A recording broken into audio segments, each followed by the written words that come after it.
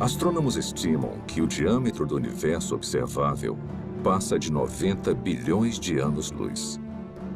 Isso é mais do que 800 bilhões de trilhões de quilômetros de uma ponta do cosmos à outra.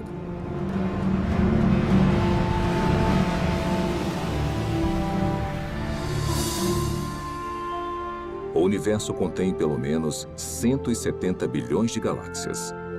Com tantas estrelas e planetas que superam em número a quantidade de grãos de areia em todas as praias do mundo.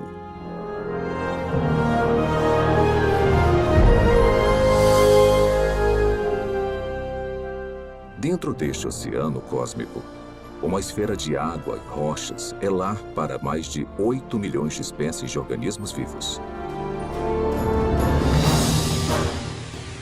Esta realidade inspirou inúmeras especulações, incontáveis teorias e uma pergunta muito intrigante.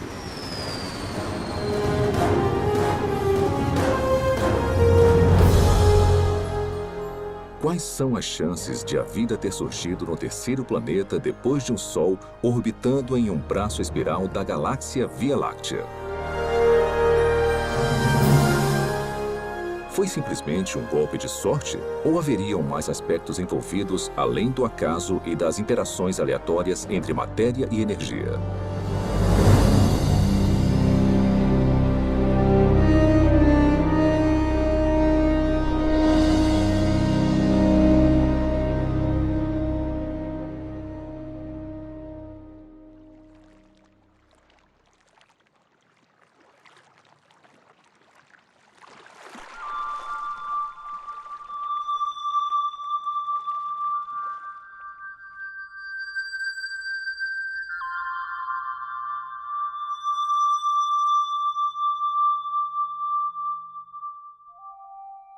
Sendo os habitantes humanos da Terra, é fácil subestimarmos a vida.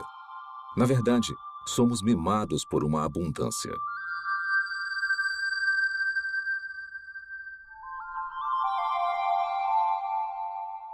O nosso clima e a nossa geografia suportam uma biosfera que pode ser única no universo.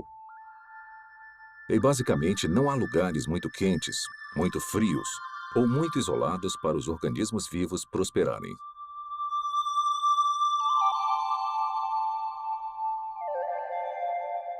Dentre essa diversidade espetacular, talvez o maior desafio já encarado pela ciência ecoe de todo inseto, sequoia e baleia.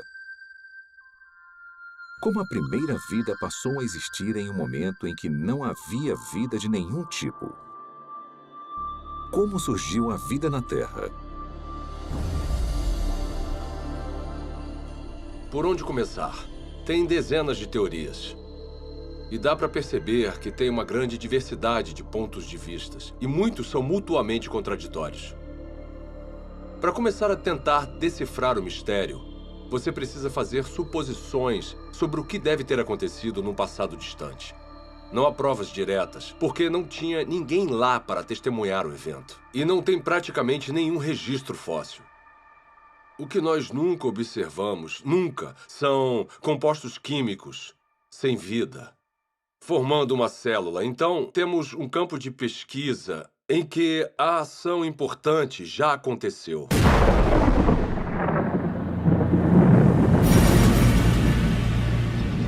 A história primordial da Terra é, de fato, uma narrativa incompleta. Mas apesar da ausência de provas físicas, a maioria dos cientistas acredita que a vida se originou quando a energia atingiu substâncias inorgânicas nos oceanos, crosta e atmosfera do planeta, para criar os componentes básicos para a primeira célula autorreplicante. Ao pensar na origem da vida, as regras, e não digo da própria ciência, mas da filosofia subjacente, as regras dizem que para resolver o problema, você pode usar matéria, energia, lei natural, irregularidades naturais e processos do acaso. Mas o seu kit de ferramentas acaba aí. O que você não pode usar, de acordo com as regras, as ditas regras da ciência, é mente ou inteligência. Se tivermos que dar um nome a essa posição, não tem um nome melhor do que materialismo científico. Uma filosofia que diz que a única explicação aceitável deve ser dada com base na matéria e na energia. E se você não consegue resolver o problema com essas ferramentas, você não pode mudar as regras. Então, partindo dessa perspectiva, como a vida se originou a partir de apenas matéria e energia? Agora, tenta resolver o problema. Como construir uma célula? Toda a vida que já existiu na Terra é composta de células. E os indícios para sua origem estão entrelaçados em uma rede de máquinas moleculares.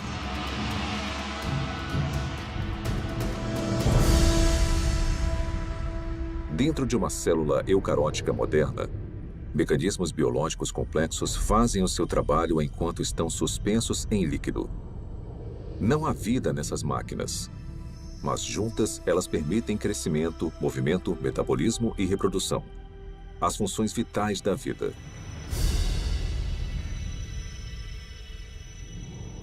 Cada componente dessa fábrica celular é feito de grandes moléculas compostas.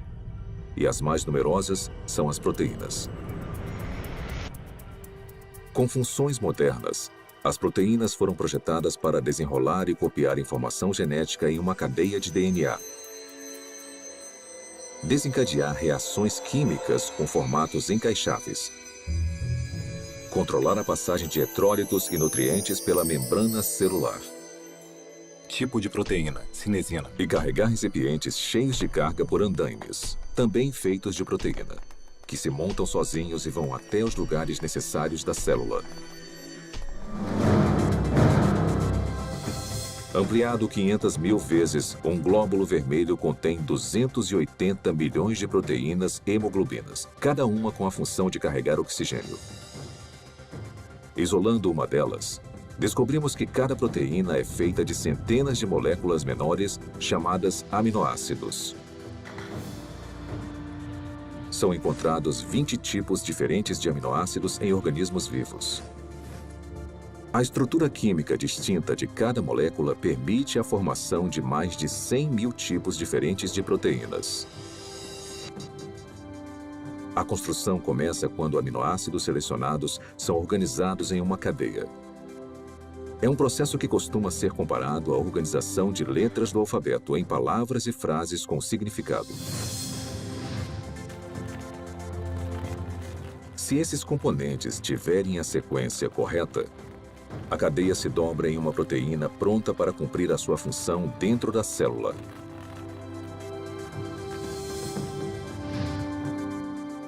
Mas se os aminoácidos forem arranjados na ordem errada, a cadeia não vai se dobrar e eventualmente será destruída.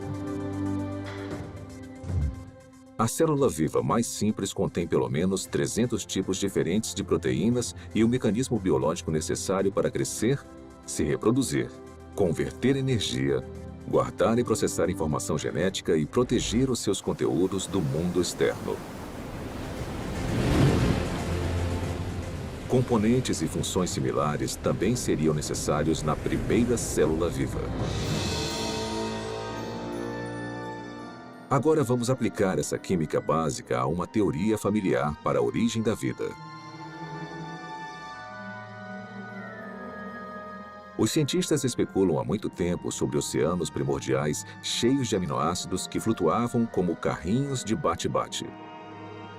Talvez algumas dessas colisões aleatórias tenham produzido uma cadeia longa o suficiente para se dobrar em uma proteína. Depois, mais aminoácidos se juntaram a mais cadeias que se dobraram em ainda mais proteínas. Simultaneamente, outras moléculas complexas, incluindo ácidos nucleicos, gorduras e açúcares, também se juntaram para formar componentes essenciais. Então, sem previdência ou direção, a combinação certa de moléculas se juntou de alguma forma nessa sopa química para formar uma membrana que envolvia todas as máquinas específicas necessárias para uma célula autorreplicante. E pronto! Vida a partir de uma matéria não viva. Tudo parece tão plausível. O problema é que, na Terra primitiva, a complexidade interna necessária para sobreviver seria enorme. Porque a vida, como a conhecemos, é caracterizada por máquinas celulares e muitas delas. E se você tirar esse hardware essencial, a célula deixa de existir, porque chega um momento em que ela não consegue se simplificar mais e ainda existir. Uma simplificação maior seria a morte. Costumamos ouvir críticas como: você não pode projetar a biologia celular moderna no passado, porque o que quer que tenha sido a primeira célula, ela era mais simples do que o que vemos hoje. Tudo bem, eu posso entender isso como uma premissa. Descreva então a primeira célula. Membrana celular. Para ser a célula viva, você precisa de uma barreira, uma membrana que a proteja do resto do ambiente. Essa membrana precisa permitir seletivamente a passagem de nutrientes específicos e matérias-primas necessários para combustível e energia. Você também vai guardar grandes quantidades de informação genética em cadeias de espiral de DNA. Essas instruções detalhadas para a vida são copiadas com uma precisão notável. Então, em fábricas chamadas ribossomos, essa informação é convertida em cadeias de aminoácidos e proteínas.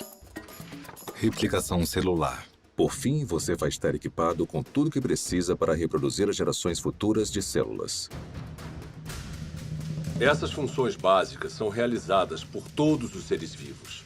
São, de certa forma, características do que significa estar vivo. Então, seja uma célula do passado, uma célula bem simples, ou uma célula mais complicada de hoje em dia, não faz diferença, ela vai precisar realizar essas funções. Grande parte dos químicos acredita, assim como eu, que a vida surgiu espontaneamente, a partir da mistura de moléculas na terra prebiótica. Como? Eu nem imagino. George Whiteside, químico, Universidade Harvard. Apesar dos assombrosos obstáculos, a noção de que componentes químicos básicos se organizaram para formar uma célula viva é sugerida no mínimo 150 anos. Em 1871, Charles Darwin escreveu uma carta na qual descreveu um pequeno lago morno com todos os componentes químicos certos para criar a vida. Meio século depois, o bioquímico russo Alexander Oparin expandiu as ideias de Darwin. Em seu livro A Origem da Vida, ele teorizou sobre uma sopa primordial e uma progressão gradual de uma química simples até uma célula viva. Então, em 1952, essa hipótese foi testada.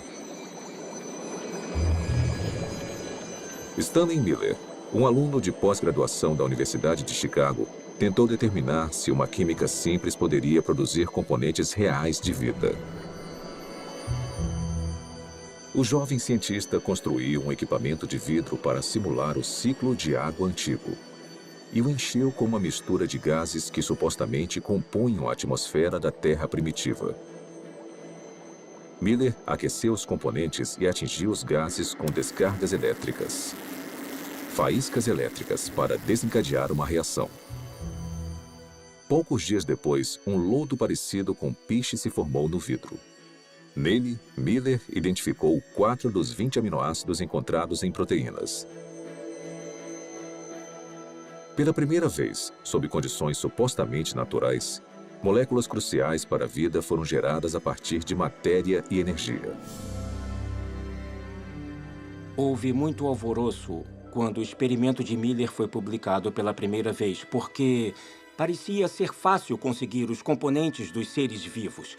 E se era fácil conseguir os componentes, talvez não fosse tão difícil transformar esses componentes químicos nas primeiras células vivas. Apesar de sua premissa ser inovadora, o experimento de Stanley Miller logo foi considerado muito falho, pois ele não havia usado os gases corretos, negligenciando o nitrogênio, o dióxido de carbono e o oxigênio, que teriam destruído as moléculas necessárias para a vida na Terra primitiva. Mas apesar dos erros, o trabalho de Miller inspirou outras tentativas de recriar as condições pré-bióticas. Hoje, após décadas de investigações, A esperança de se encontrar uma solução de forma simples e clara já não existe mais. Mesmo assim, as pesquisas sobre a origem da vida continuam por todo o mundo. Sua hipótese essencial de que as células vivas surgiram através da química natural agora é conhecida como evolução química. A evolução química vem com muita bagagem. E se você for levá-la a sério como uma explicação para a origem da vida, com certeza você também precisa levar a sério certas propriedades fundamentais da biologia.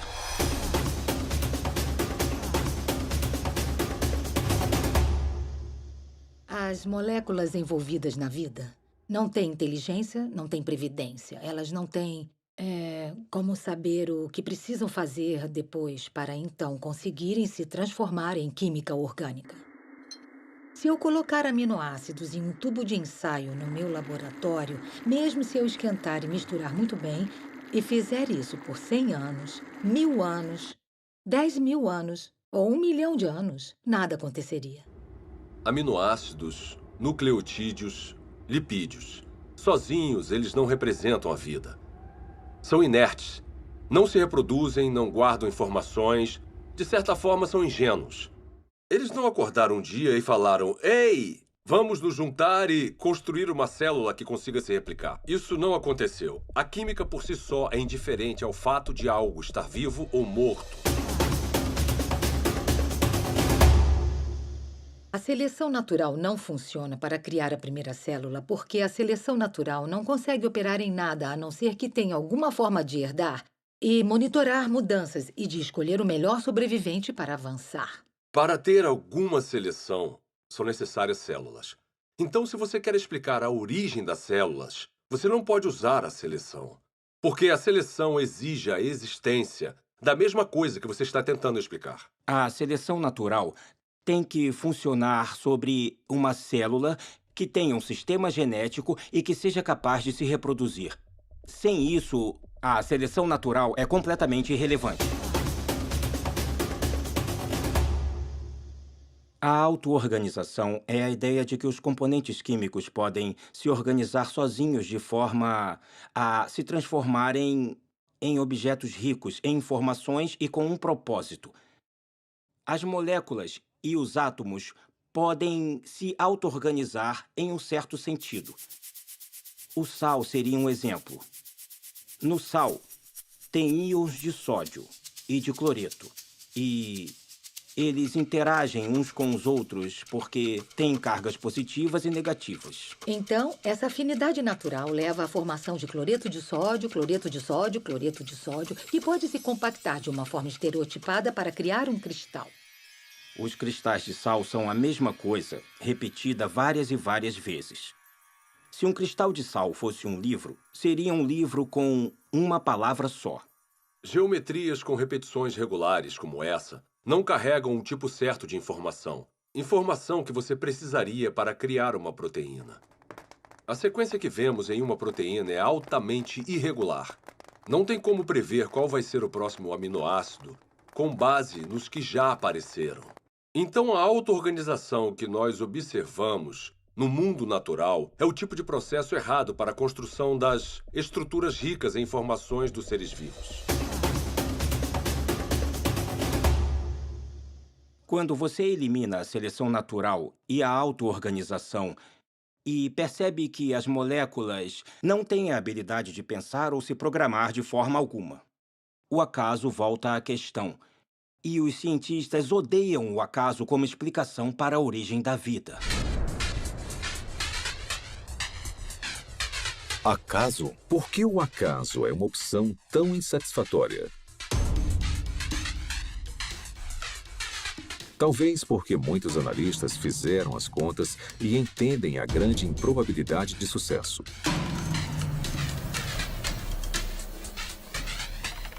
O acaso é definido como o elemento desconhecido e imprevisível em qualquer evento que não tenha um motivo atribuível ou orientação de uma lei natural ou de um agente inteligente. Desde o século XVII, uma ferramenta foi utilizada constantemente para prever o resultado de tais eventos. Se chama probabilidade matemática.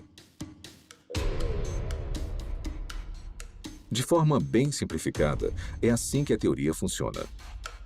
Quando você atira uma moeda e escolhe cara, a probabilidade de você acertar é de 50%, ou uma probabilidade de 1 sobre 2. Se atirar 2 moedas, a probabilidade de tirar cara 2 vezes simultâneas é de 1 sobre 4. 3 moedas e 3 caras em uma única tentativa? 1 sobre 8. Sempre que adicionamos mais uma moeda, a probabilidade de sucesso, nesse caso, tirar só cara na mesma jogada, é reduzida exponencialmente por um múltiplo de 2. Então, se 10 moedas forem atiradas, a probabilidade de tirar cara 10 vezes é de 1 sobre 2 elevado à 10ª potência ou menos de uma chance a cada 1000.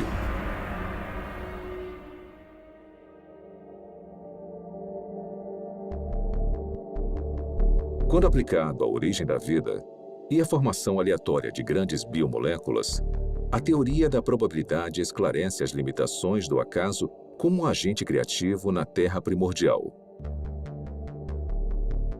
Por exemplo, quais são as chances de uma única proteína se formar exclusivamente através das interações às cegas da química?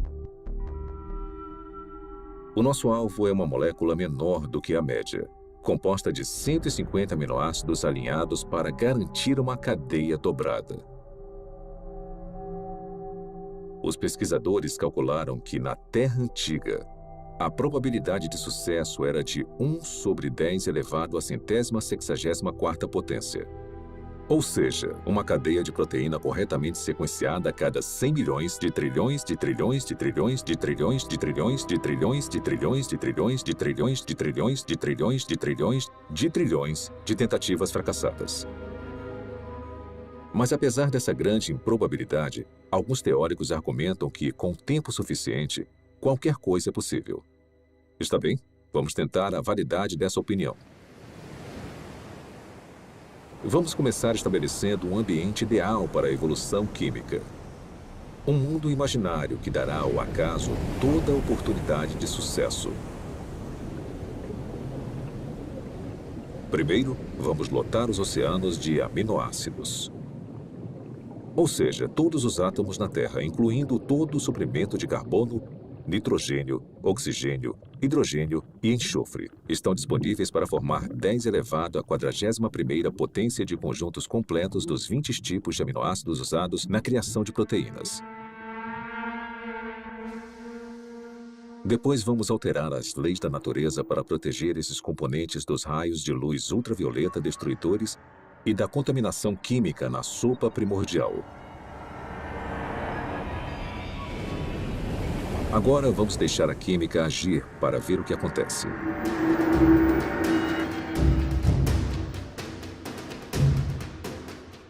Os aminoácidos começam a se juntar furiosamente.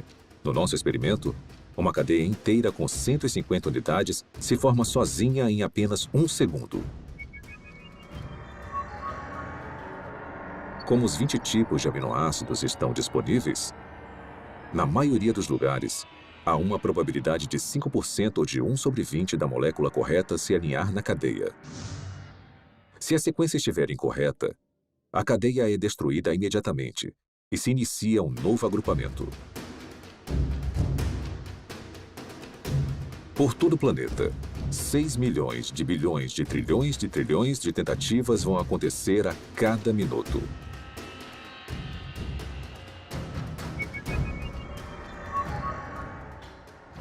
Ou seja, em 4,6 bilhões de anos, a idade mais antiga estimada da Terra, o número de cadeias que não se dobram vai passar de 10 elevado à 58ª potência.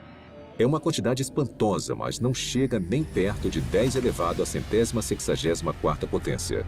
Aproximadamente as tentativas necessárias para se criar uma proteína de 150 aminoácidos por acaso. Então, se a química não direcionada não consegue criar a nossa cobiçada molécula durante toda a história da Terra, quanto tempo teria sido necessário? Para descobrir, vamos fazer um passeio. Vamos começar construindo uma ponte que percorra o diâmetro do universo observável. Uma distância de mais de 90 bilhões de anos-luz. Depois, vamos colocar uma ameba em uma extremidade da ponte. Esse organismo unicelular vai viajar a velocidade espontaneamente de 30 centímetros por ano. Começar. Enquanto esperamos uma proteína se formar por acaso, a ameba se arrasta por mais de 5 bilhões de anos para cruzar todo o universo e depois voltar.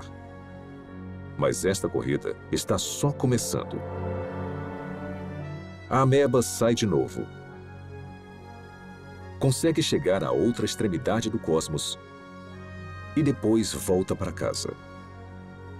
Mesmo assim, nenhuma proteína funcional está à vista.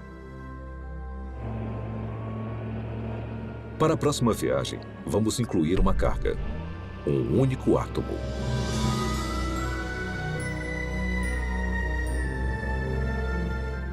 Após percorrer lentamente mais de 800 bilhões de trilhões de quilômetros, a ameba deixa a carga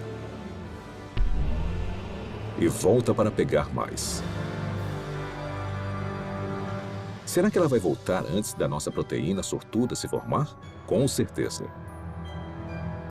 Na verdade, ela vai fazer mais 10 viagens completas. Depois 20, 100, 1000. E ainda não há nenhum sinal de uma molécula utilizável. A ameba continua fazendo viagens completas até carregar todo o átomo da Terra.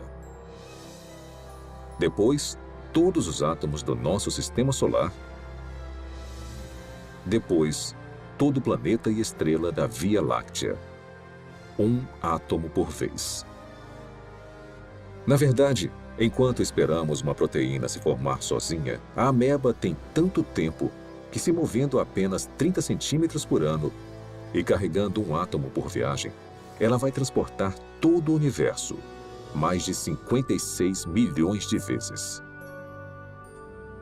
É esse o tempo que demoraria para o acaso criar uma proteína funcional. Suponhamos que, contra todas as probabilidades, a evolução química tenha produzido uma única proteína funcional. Haveria vida? Não. Haveria uma proteína. Um arranjo sem vida de aminoácidos. A célula viva mais simples que conhecemos tem mais de 300 proteínas diferentes. Mas as proteínas são só uma parte da história quando pensamos em uma célula de verdade. Lembre-se, são necessários carboidratos, açúcares complexos, ácidos nucleicos, DNA e RNA, lipídios e uma grande variedade de compostos químicos diferentes que vão constituir conjuntamente a vida. Todos esses componentes precisam ser reunidos no mesmo microambiente, no mesmo momento.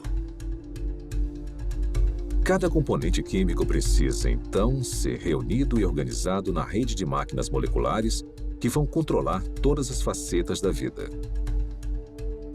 Se nós conseguirmos entender toda a dificuldade de produzir uma máquina molecular usando nada além de átomos e energia, vemos que há um grande problema, porque quando temos uma máquina molecular, não temos um ser vivo.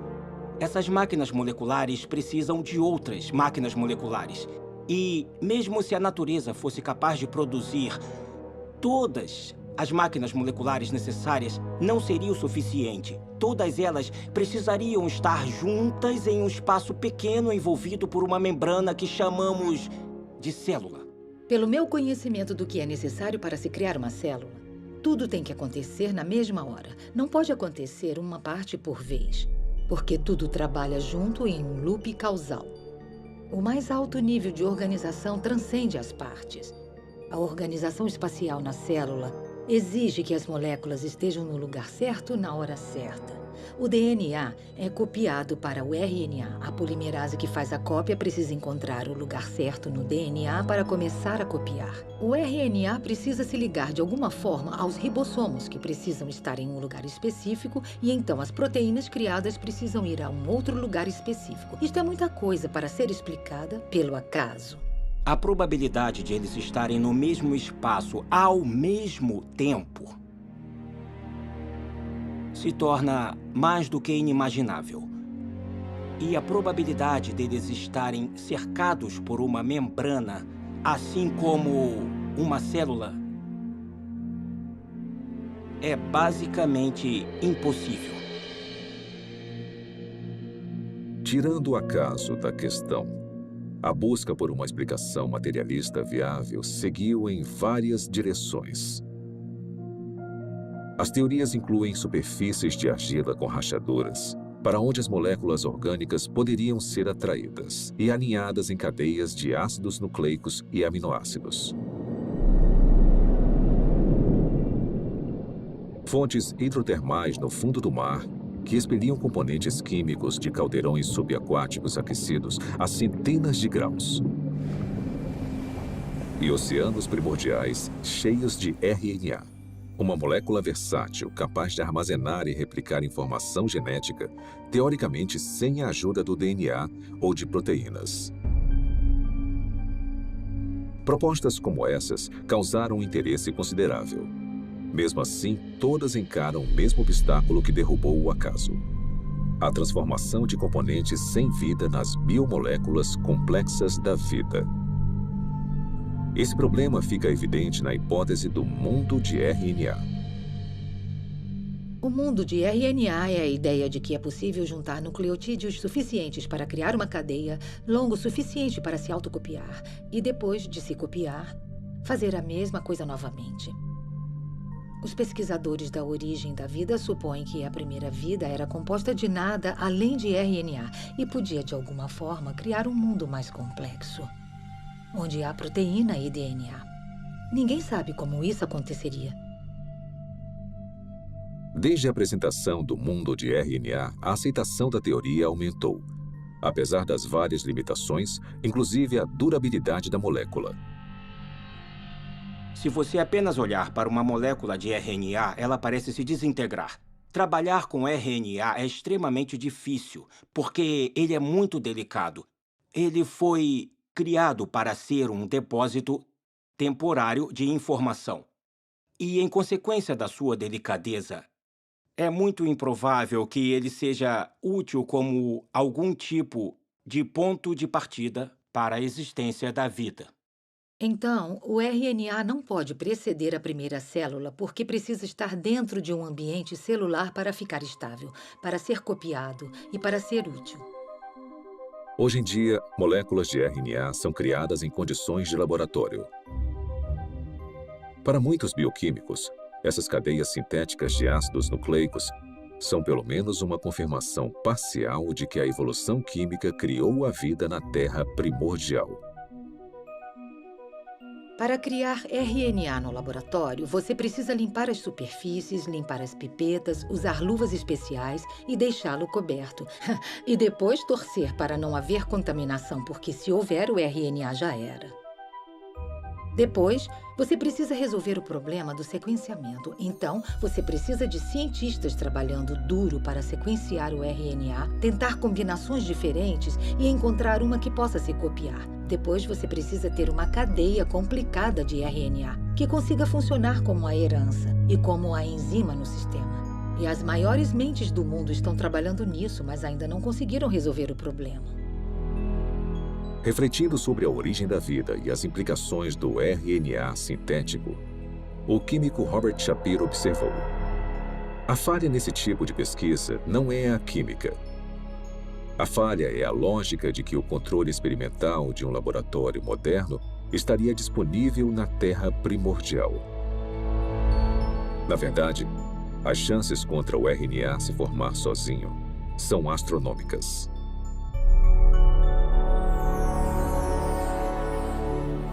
Criar RNA em um laboratório exige muita inteligência e premeditação, e planejamento e execução cuidadosos. Então, conseguir a sequência certa.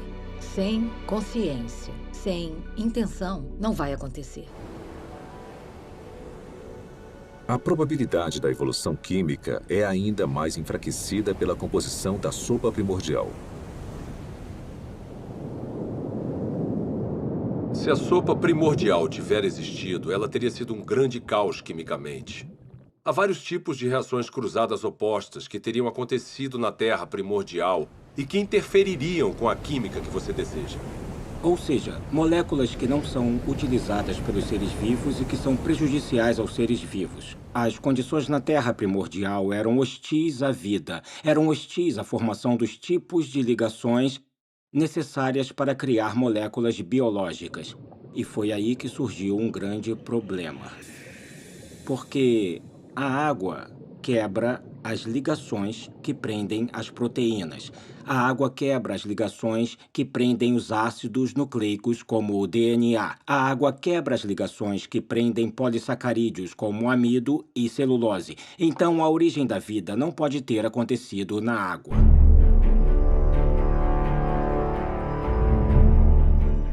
Encarando desafios intransponíveis na Terra, alguns cientistas expandiram as fronteiras de suas buscas.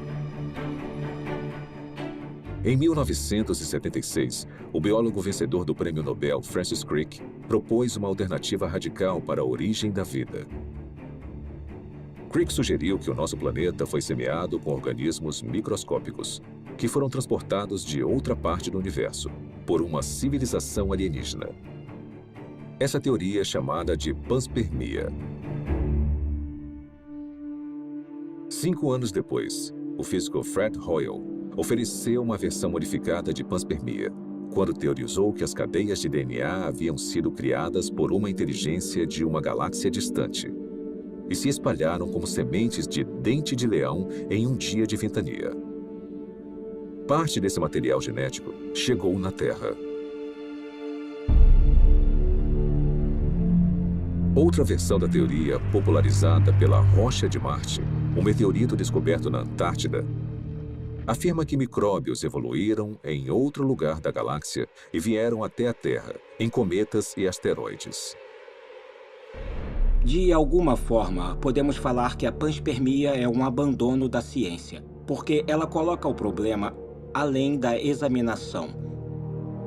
Se a ciência nos diz que a vida provavelmente não começou a existir por conta própria aqui na Terra, então deve ter vindo de outro lugar. Mesmo que pareça um filme de terror ruim dos anos 1950, veio do espaço sideral. Se eu não consigo explicar a vida no planeta Terra, porque, digamos, a atmosfera necessária é geologicamente implausível ou porque eu não consigo a quantidade suficiente de moléculas biologicamente relevantes, esses problemas vão existir em qualquer outro planeta onde postularmos que a vida se originou. Não podemos apagar esses problemas mudando de lugar para outra parte da galáxia. Resumindo, a panspermia não resolve o problema da origem da vida, só o joga para outro local. As falhas da panspermia levaram alguns pesquisadores a uma teoria que vai além da astronomia convencional: o multiverso. De acordo com essa hipótese, o nosso universo não é único. Em vez disso, bilhões ou trilhões de universos foram gerados por um processo natural desconhecido. E conforme as oportunidades aumentaram exponencialmente, as chances impossíveis se tornaram prováveis. Até que, inevitavelmente, com o tempo, a combinação certa de matérias-primas, ambiente, leis da natureza e uma grande dose de sorte produziram as moléculas e máquinas biológicas necessárias para a primeira célula viva. Em outras palavras, em um vasto e teórico oceano de universos, alguém tinha que ganhar a loteria cósmica, e fomos nós.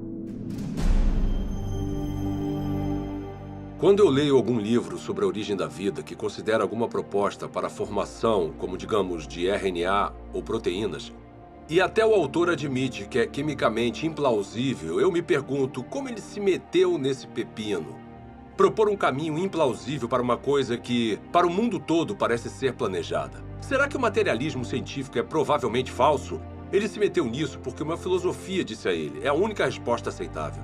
E nesse impasse, eu quero falar ao autor, olha, você sabe que é implausível, eu sei que é implausível. O motivo de ter chegado até aqui, parado na beira desse penhasco que cai na implausibilidade, é porque bem lá atrás, você decidiu que só uma explicação materialista faria sentido.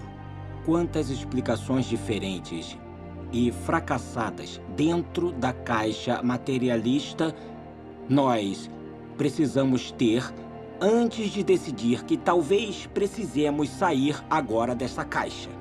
Talvez precisemos de outro tipo de explicação. Quando analisamos as várias teorias científicas, teorias da física, teorias da química, teorias sobre a formação de estrelas, essas teorias são sobre o mundo lá fora. Mas quando falamos sobre a origem da vida, estamos falando de uma teoria que nos envolve. O lugar de onde viemos, nossas origens definitivas, nossas visões de mundo, nossas filosofias, nossa ciência, tudo está ligado. E isso separa a pergunta sobre a origem da vida de todas as outras perguntas na ciência. A ciência natural não está desconectada de tudo o que sabemos ou acreditamos sobre o mundo.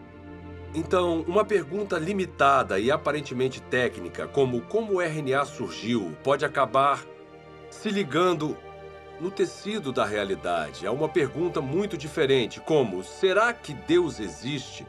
Deus é possível? É possível que Deus seja real? Se a vida, com toda a sua riqueza, não surgiu através de um processo estritamente físico ou natural, precisamos ter indícios disso. E eu acho que a origem da vida é o ponto central em que muita coisa acaba mudando. Eu olho para a natureza como um ser humano curioso e me pergunto, na minha visão, quais são os indicadores normais de inteligência? Eu os vejo na vida? E a resposta é, sim, em abundância. O que vemos nos sistemas biológicos é maravilhoso, é lindo, é elegante e quanto mais aprendemos sobre biologia, mais óbvio é o design.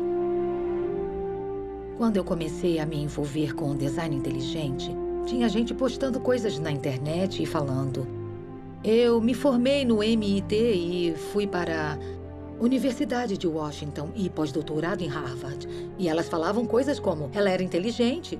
O que aconteceu? Na verdade, o materialismo coloca vendas nos olhos da ciência e nós deixamos passar o que é mais significativo no mundo. Então, esse é um ótimo momento para ser uma cientista, porque nós temos a oportunidade de ver as coisas com novos olhos. A inteligência é extremamente útil como uma forma de explicar a origem da vida que realmente faça sentido com o que observamos na natureza. A natureza parece ter sido criada. A vida pode ter sido criada. O design, a inteligência explicam as coisas como toda a informação que vemos dentro de uma célula. Não tem nada de mágico nos seres vivos. Eu sou um cientista, eu não acredito em mágica. Eu acredito em mecanismos e causas que são suficientes para atingir o fenômeno que eu observo. A inteligência é suficiente. A inteligência é necessária. Portanto, a inteligência é a conclusão na qual eu chego.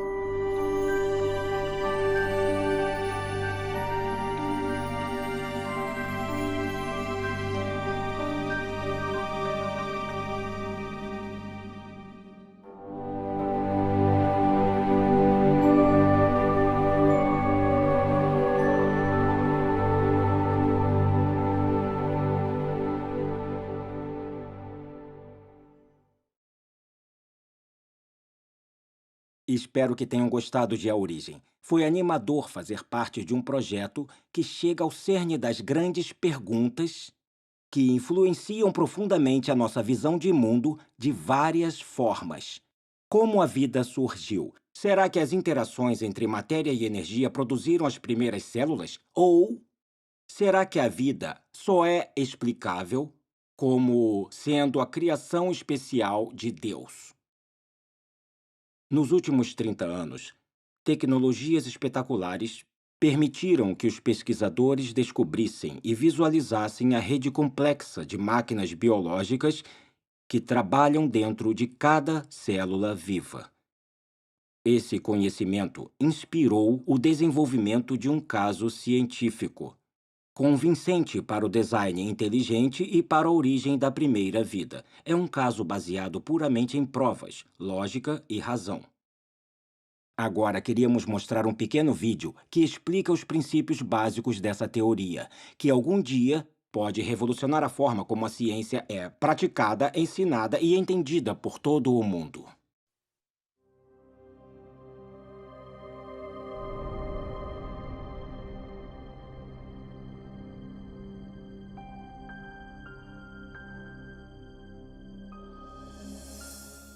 Quando eu vejo máquinas moleculares ou o processo incrivelmente complexo pelo qual as células se dividem, eu quero perguntar, é possível que essas coisas tivessem uma inteligência por trás, que tivesse um plano ou propósito para essa estrutura?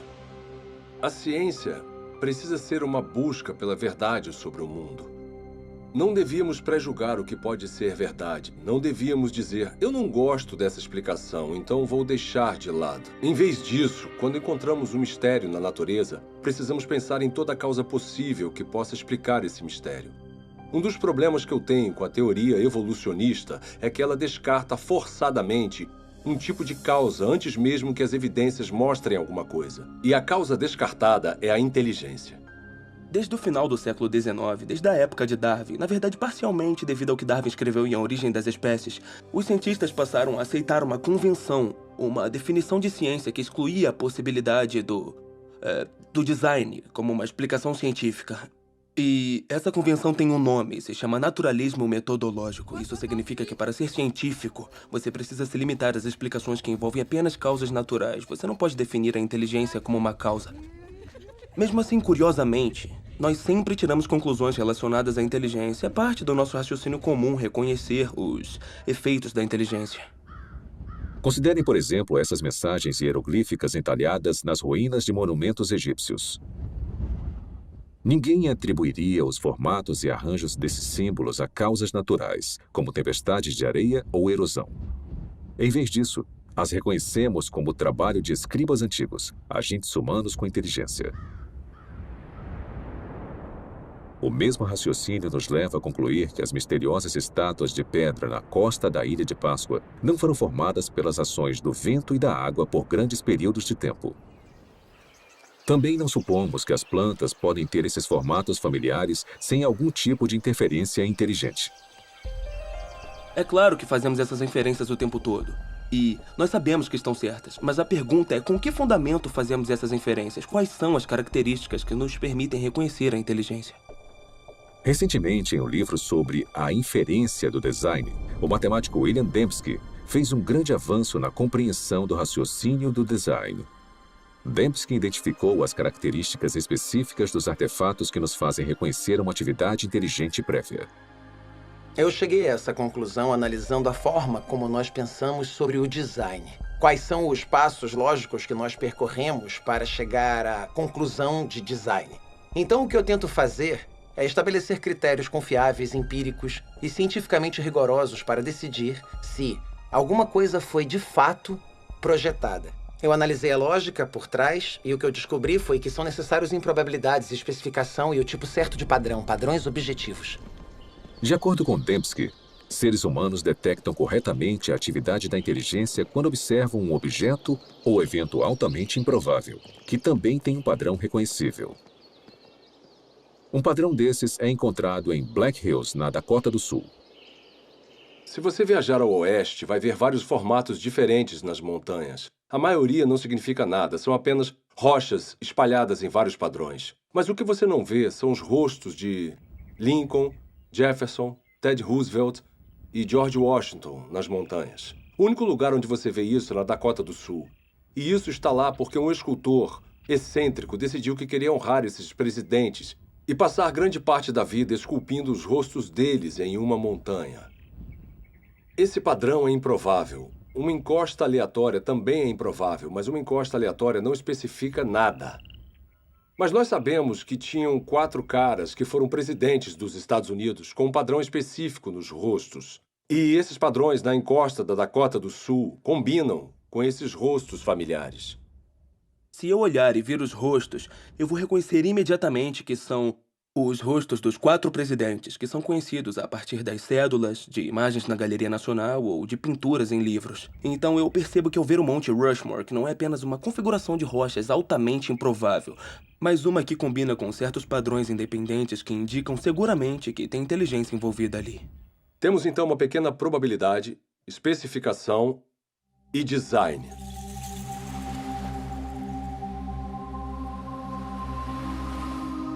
Em uma praia, outro padrão improvável gravado na areia ilustra como nós detectamos o design.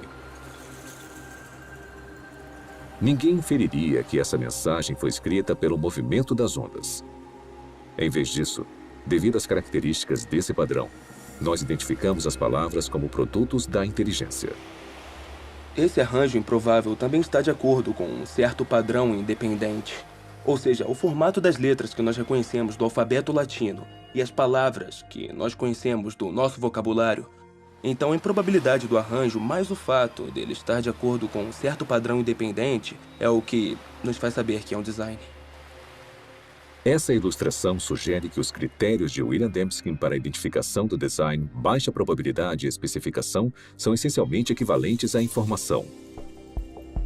O tipo de informação presente não apenas em imagens, textos escritos e sequências numéricas, mas também presente em softwares e em sinais de rádio. A habilidade de detectar informação em transmissões eletromagnéticas tornou possível uma busca única por inteligência.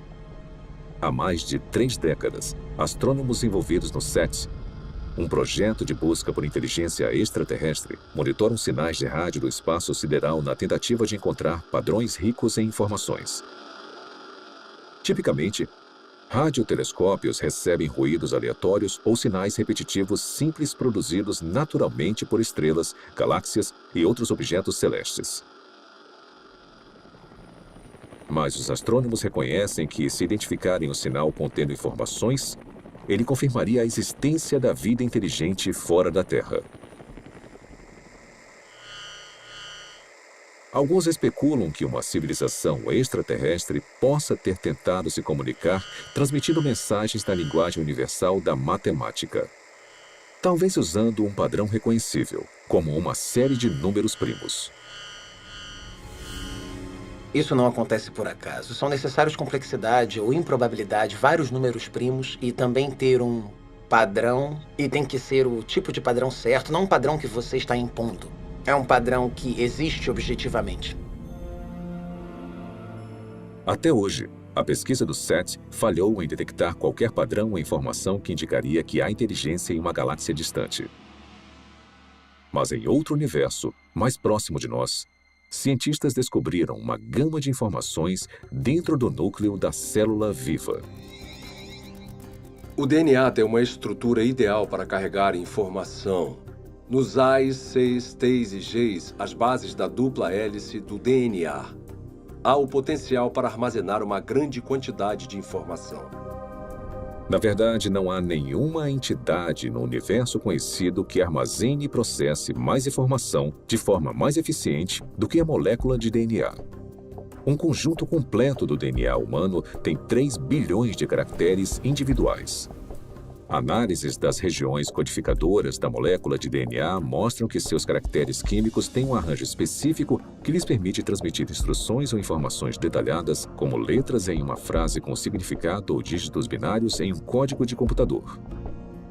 Bill Gates disse que o DNA é como um programa de computador, mas muito mais complexo do que os que nós conseguimos criar. Se você pensar sobre isso, mesmo que por um minuto, é uma observação altamente sugestiva, porque nós sabemos que o Bill Gates não usa vento, erosão ou um gerador de números aleatórios para criar um software. Na verdade, ele usa engenheiros inteligentes, engenheiros de software. Então, tudo que sabemos com base na nossa experiência sugere que os sistemas ricos em informação são criados a partir do design.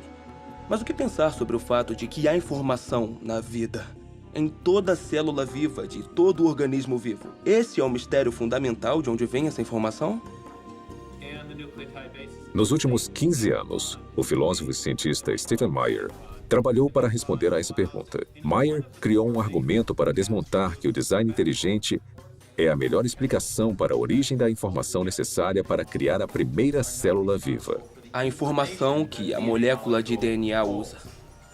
Faz parte da nossa base de conhecimento o fato de agentes inteligentes poderem criar sistemas ricos em informações. Então, o argumento não se baseia no que não sabemos, mas sim no que nós sabemos sobre a estrutura de causa e efeito do mundo. Sabemos que, até agora, não há uma explicação naturalista. Nem uma causa natural que produza informação, nem seleção natural, nem processos de auto-organização e nem o puro acaso. Mas nós sabemos de uma causa que é capaz de produzir informação, que é a inteligência. Então, quando as pessoas inferem o design a partir da presença de informação no DNA, estão fazendo na prática o que se chama nas ciências históricas de uma inferência à melhor explicação. Quando encontramos um sistema rico em informações na célula, na molécula de DNA especificamente, podemos inferir que a inteligência teve um papel na origem desse sistema, mesmo não estando lá para observar o surgimento do mesmo. Há 150 anos, Charles Darwin transformou a ciência com a sua teoria sobre a seleção natural. Hoje, essa teoria encara um desafio formidável. O design inteligente provocou uma descoberta e um debate intenso sobre a origem da vida na Terra. E para um número cada vez maior de cientistas, ele representa um paradigma. Uma ideia com o poder de, mais uma vez, redefinir os fundamentos do pensamento científico. Durante o século XIX, os cientistas acreditavam que haviam duas entidades fundamentais, matéria e energia. Mas conforme entramos no século XXI, tem uma terceira entidade fundamental que a ciência precisou reconhecer, que é a informação. Então, à medida que encontramos a biologia da era da informação, cresce a suspeita de que o que vemos na molécula de DNA é, na verdade, um artefato da mente, um artefato da inteligência. Uma coisa que só pode ser explicada através do design inteligente.